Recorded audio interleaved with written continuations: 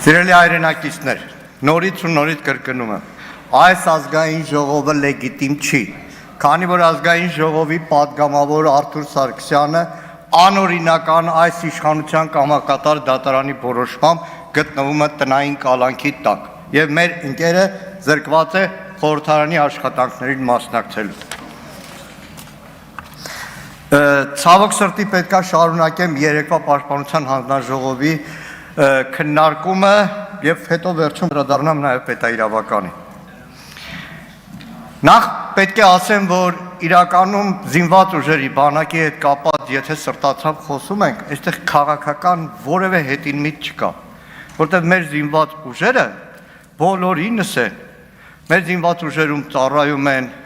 եւ իշխանության ներկայացների զավակներ, եւ ընդդիմության ներկայացների զավակներ, եւ զինված ուժերում թիկունքի տված են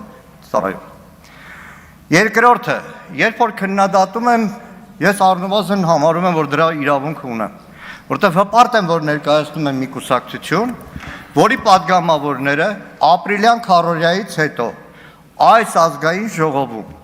ամենավերջի սուր քննադատություններն էին փոխանցում այդ օրվա պաշտպանական գերատեսչությունների ղեկավարներին, այդ օրվա իշխանություններին, այն բոլոր բացական բաները, որ ապրիլյանին մեր դաշնակցական կամավորական գումարտակի տղերքը տեսել էին ու ընդհանրապես այդ թեման միշտ էլ եղել է։ Բայց իշխանության պատգամավորներ, որ ասում եք մեր զինված ուժերը, մեր բանակը, ո՞րն է ձեր բանակը, ո՞րն է։ Բանակ, որը կենսագրություն չունի, վստահ եմ, որոշները այստեղ տղեկիդ ծառայել են Արցախի Հանրապետության պաշտպանության բանակում։ Ջրվել է, զրոյացվել է այդ ձեր կենսագրությունը։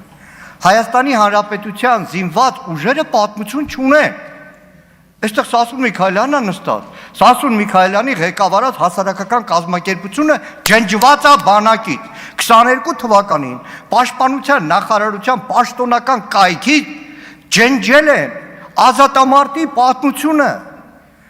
5 տարի պաշտպանության նախարարության հետ կռիվ եմ։ Սկզբից ֆռցնում էին, թե կոմպյուտերն է, ինչ որ ծրագրային սխալ է, ջնջել են։ Բանակ, որը կենսագրություն չունի։ Շատ մասնագիտական քննարկում չեմ ուզում ծավալեմ, բայց նայեք, հիմնարար հարցեր կա։ Մեր զինված ուժերի հիմնարար փաստաթղթերի ճակատագիրը, որ պատմեմ, գժվել կարելի է։ Զինված ուժերի հիմնական փաստաթուղթ, հիմք փաստաթղթերից մեկը զինված ուժերի կիրառման պլանն է։ 20 թվականին եղել է։ 21-ի պատերազմից նոր իրողություններով պայմանավորված նոր պլան է հաստատվել։ 22 թվականին ադրբեջանական ագրեսիայից հետո նոր պլան է հաստատվել։ 23-ին նոր պլան է հաստատվել, բայց երբ որ սեպտեմբեր 19-ը 20-ին Արցախում ռազմական գործողություններ են եղել պաշտպանության բանակի դեմ, այդ զինված ուժերի կիրառման պլանը ընդհանրապես չեն օգտագործել։ Պաշտպանության նախարարությունը պաշտպանության հանձնաժողովին հաշվետու գերատեսչությունն է։ Տարիներ առաջ դիմել եմ զինված ուժերի զարգացման պլանի, սպառազինությունների ձեռքբերման ծրագրին ծանոթացել եմ, այս ամբիոնից է քննադատել եմ, որ սպառազինությունների ձեռքբերման ծրագրում միշտաժամկետ, կարճաժամկետ, երկարաժամկետ որևէ հասկացություն չկա։ Այս տարի դիմել եմ, ասեմ նորից եմ ուզում ծանոթանալ, չեն տալիս։ Մեկ էլ մի ուրիշ բան, ազգային անվտանգության ռազմավարությունը մի հատ նորից կարդացեք, որը մինչև հիմա գործում է, որտեղ Ադրբեջանն է այնտեղ Թշնամի հակառակորդ, Թուրքիայի սպառնալիքները, Արցախի ինքնորոշման հարցը, այսքան տարվա մեջ ազգային անվտանգության ռազմավարություն չկարողացան փոխել։ Քննիչ հանձնաժողովներ, Պաշտպանության հանձնաժողովը անցնող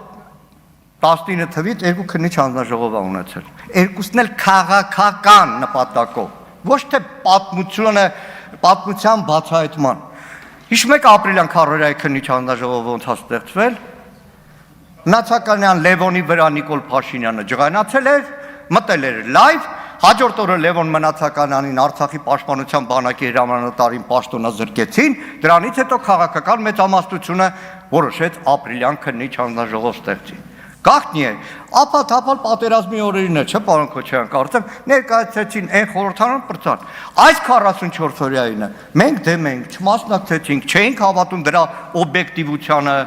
100 անգամ խոսեցին, վերջում ինչ եղավ։ Այդ զեկույցը կա թե չէ, Անդրանիկ Քոչարյանն ասում էր կա, Ալեն Սիմոնյանն ասում է չկա, ասես մնացել է։ Պարոն Քոչարյան, մի միջամտեք։ Հա, մերը Պարոն Խաչատրյան, մի միջամտեք։ Այդպես էլ տապալվավ 44 օրյա պատերազմի քննիչ հանձնաժողովի իրական ամբողջական գործառույթը։ Բայց ցավոք սորտի կարդացել եմ, շատ մանրամասն եմ կարդացել, բայց քանի որ գաղտնիա իրավունք չունեմ ասելու։ Այստեղ շատ խոսվեց սուերի մասին։ Չեմ կարող փակագծեր բացել։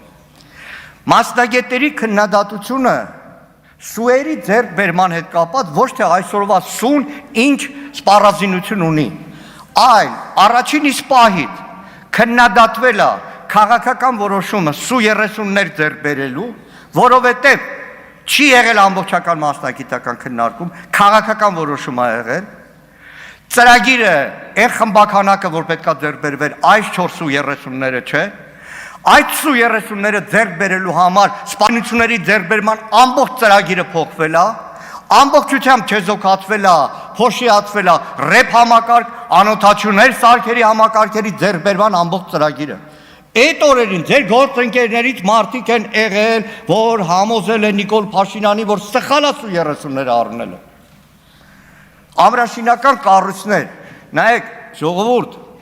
հա լավ բան է ամրաշինական կառույցը։ Մենք էլ ենք գնացել, ասեմ դες անկեղծ, առաջին անգամ որ Սերյան Օհանյանի, Տիգրան Աբրամյանի, մեր մյուս Արգիշտի Գևորգյանի հետ գնացել ենք, դրանից հետո 6 էջանոց պաշտպանության նախարարություն գրավոր առաջարկների փաթեթ ենք ուղարկել։ Այնպես չի որ գնացել տեսել ենք քինախնդիր, յա սրանք բետոն են սարքել, բայց մի սարքեք դա կուլտ, մի կողեք ամեն օր աշտներս։ Գարիկ Սարգսյանի հետ ուզում եք հիմա ասենք այդ ամրաշինական կառույցներից մեկ երկուսը իր տարածքում որտեղ է, որ մեր քաղաքացին հասկանա ժողովուրդ ջան, այդ ամրաշինական կառույցը շատ կարևոր է, բայց այնպես չի որ առաջին դիրքում կանգնած է, այս էլ ամրաշինական կառույց։ Բայց առաջին անգամ գնացել ենք ամրաշինական կառույց տեսնելու, վստահ եմ ով ձեզնից գնացել է, գլխավոր շտաբի պետի տեղակալը ձեզ ուղեկցում, Կարեն Գրիգորյան։ Ինչպես Կարեն Գրիգորյանն է ձեզ ուղեկցում, ժողովուրդ, որ հելնում ասում եք 30 տարի բան չի եղել, այդ մարդու վաստակը մի փոշիացրեք, իրան էլ եմ 100 անգամ ասել, ով Մարտունիում Արցախի պաշտպանության բանակում ծառայել է, հո գիտի Կարեն Գրիգորյանը առնվազն առաջնագծի կահավորման, ամրաշինական աշխատանքների մեջ ինչ վաստակ ունի, մի փոշիացրեք այն 30 տարի։ Լուրջ եմ ասում, մինչև հիմա ադրբեջանցիները ռեպորտաժներով ասում են, թե առաջնագծում Օհանյանի գիծը ինչ ամուր կառուցված է եղել։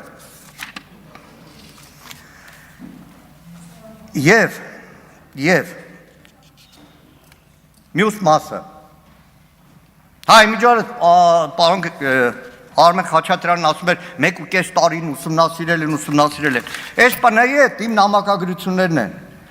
Պնային այն ժամանակ հարցրել եմ, ուսումնասիրություններ կան, հիմնավորումներ կան, մի օրինակ տվեք։ Ձկան նման բերանները ջուր առած ոչ մի բան չասեցին։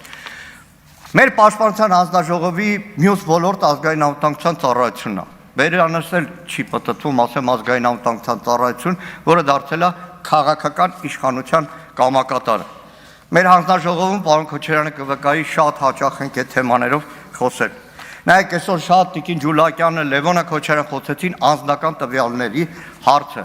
Ազգային անվտանգության ծառայությունը այլևս թքած ունի օրենքի վրա, օրենսդրության վրա, ազգային անձնական տվյալների վրա։ Ռոբերտ Քոչարյանի այդ աղմկարուց տեսանյութ հրապարակելուց հետո ԱԱԾ-ին մանրամասն կետարկետ հարցում եմ ուղարկել։ Գիտեք ինչ եմ պատասխանել։ Ազգային անվտանգության ծառայությունը իրավասու է որևէ նպատակով հրապարակել իր կողմից տնօրինվող տեղեկությունը։ Այսինքն Սիմոնյան Անդրանիկին ես որ դուրը չգամ, իմ մասին ինչ կա կարա հրապարակի։ Չգիտեմ Տարոն Ճախոյանի հետ ասոցացող կայքին կտա թե հայկական ժամանակին, բայց եթե որոշի կհրապարակի։ Նորից եմ հարցում ուղարկել, նորից իմ էլ ասում է գաղտնիության հարց կասեմ, ախպեր, ես գաղտնիության թույլտվություն ունեմ, բայց ոչինչ, առաջիկայում ԱԱԾ տնօրենը հյուր է գալու մեր հանձնաժողով։ Իսկ ԲՀԿ-ի հետ կապված, քան որ ֆուտբոլով եք ասում, ԲՀԿ իրավիճակը հետևյալն է, ֆուտբոլային տերմինով։ Պենալներով մի թիմը արդեն հասնում է հաղթանակի, այդ պահին դատավորը գալիս է դարպասները հանում տանում է։ ԲՀԿ-ն 4 օր ձայներն ավելանում էր, ուրբաթ գիշեր արդեն պետք է հաստատվեր, մեկ էլ որ տեսան անցնում է, հիշեցին դեռ երկու շաբթի օրվանից իրենց ստացած բողոքը կենտրոնական ընտրական հանձնաժողովում, որ այստեղ խախտումներ ա եղել։ Սա է ձայնագողությունը, ոչ թե վերահաշվակ, վերաքվյարկություն եւ այլն։ Դեռ առիթ կունենանք մեր հանձնաժողովի հետ կապված, բայց խորհուրդ կտամ Սահմանադրական դատարանի որոշումը ամբողջությամբ այդ հատվածով կարդալ։